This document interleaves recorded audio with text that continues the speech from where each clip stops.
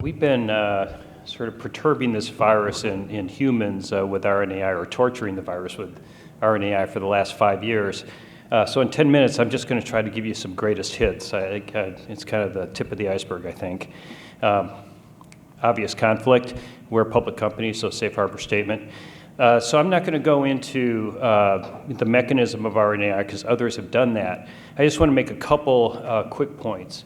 The greatest strength and the greatest weakness of RNAi is that it is supposed to require perfect complementarity to the mRNA it knocks down, which means that if we are actually careful, we, in theory, should have one mRNA we knock down and one protein, and that's it.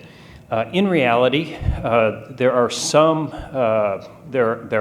replacements, maybe one or two at the most, that occasionally can be tolerated. So bioinformatics are very important here, not just looking for singular perfect complementarity, but also paying attention to those single and double substitutions.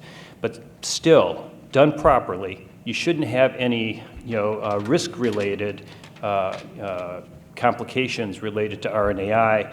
They're small molecules, so you can always get those weird small molecule off-target effects.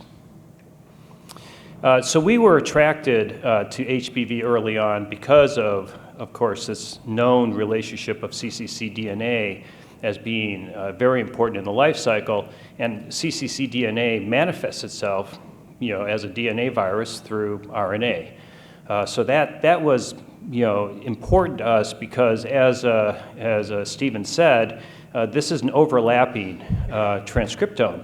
So it was quite clear that in theory, if you attack this part, if you could find, well-conserved sequences that were also not to be found in the host genome, for instance, you should, in theory, be able to have a very safe therapy that literally takes out everything that cccDNA knows how to make. And that was a very attractive target for us. So what we were thinking here, of course, is that at the time that we were getting involved here, nobody had an answer for how to deal with the antigenemia. So we thought that this was a terrific way to do that. We were also quite aware that as good as nukes are, as good as nukes are, they could be better. People were very worried about amplification. It was known that even when you have undetectable DNA, that if you look hard enough, you can usually find virus in the circulation. And we posited that we should be synergistic with nukes, by knocking down pregenomic RNA, by also knocking down polymerase, by knocking down core. All of those aspects should be benefited. So we thought we'd be synergistic, and we were preclinically.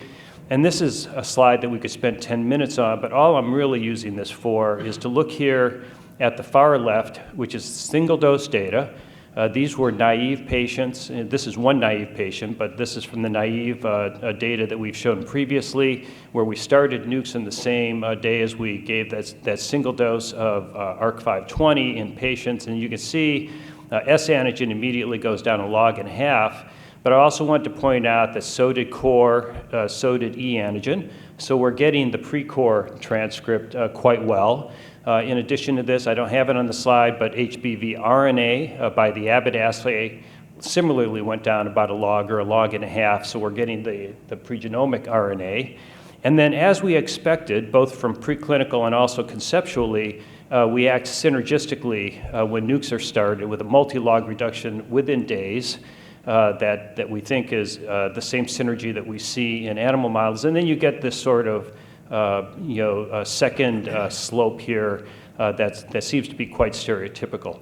So we infer from that we're getting pregenomic RNA, and that's probably also giving us then polymerase and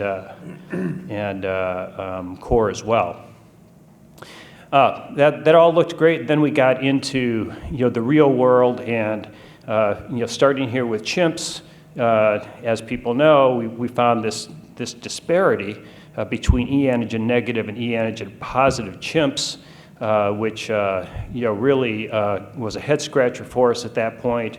And then, of course, we confirmed the same thing in naive patients where the E-positive naive patients had a big, log-and-a-half response to the first dose, but the E-negatives up here in the red barely responded at all. And in fact, even the E-positives that were nuke experienced responded like these E-negatives up here. They responded quite poorly, and of course, so did the nuke experienced E-negatives.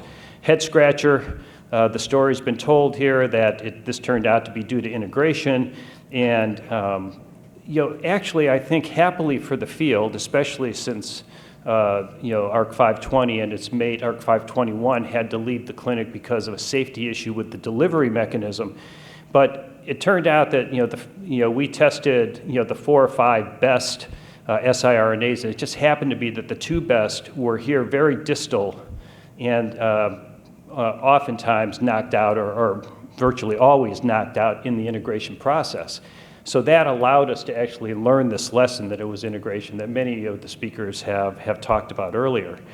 So when we lost our 520 and 521 to the clinic, we went back to the drawing board, and what we wanted then, first of all, we needed to get away from the endosomal escape agent that produced a toxicity in the monkeys, but we also wanted to be subcutaneous because we were IV and we didn't think IV was a rational dosage form in the long term. But most importantly, we wanted to be sure that we not only were taking out the transcriptomes of cccDNA, but we also wanted to take out these integrated derived transcripts.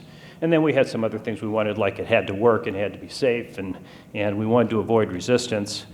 So the way we did this, the way we designed it, was we took our best X trigger so that we were sure that we would be picking up X from cccDNA, and then we took a trigger that was safely out of the way of integration so that we were sure that we would pick up these integrated S. Now keep in mind, you also get pregenomic RNA and you also get the pre-core RNA, you just don't get X. But we wanted both triggers.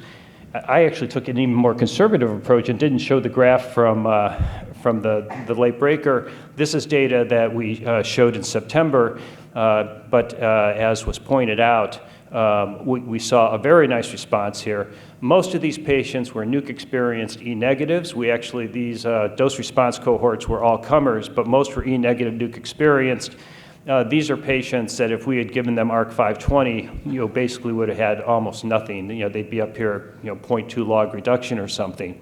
But I would encourage all of you to go to the poster because there's a huge amount of data in the poster, not just surface antigen, but RNA and DNA and core-related antigen and E-antigen in the E-positive patients, E-positive and E-negative patients, all of the above. So I think you'll enjoy seeing that. Safety, of course, is very important. Now this is, again, this is from the September presentation. But, and you can't read this, it's an eye chart, but the bottom line is, the safety and tolerability looks very reassuring, which is what you would expect with RNAi. As long as you're careful with the bioinformatics, really careful, do it right, you shouldn't really see safety issues. So our interim findings, and again, I would refer you to the late breaker poster and go take a look. But importantly, activity is demonstrated in all the patient types. E-antigen positive, negative, nuke naive, nuke treated. It doesn't look like it has an Achilles heel in that regard. We obviously don't have a huge amount of data yet on genotypes, but so far nothing's showing up with genotypes either. The response appeared to be independent of starting surface antigen levels. That's also very convenient and helpful. And finally, tolerability looks good. The one thing we have is we have very mild injection site reactions. Anecdotally, I asked about this when I was at Ed Gaines' site, and the physicians that actually are there when the patients are injected, they say, well, we'll occasionally see some redness. We'll run to get the camera, and by the time we come back, the redness is gone. But they count it as an AE. If there's a bruise from the injection, they count that, all those sorts of things. But about 10% of injections are associated with something. So last, I would just like to acknowledge, of course, the patients and healthy volunteers, but the investigators have been great. This trial has enrolled very quickly and very well. We have a wonderful clinical advisory board. Stephen here is on it, and then we've had great collaboration as well with labs that have, really done a great job with all this data. So thank you all very much.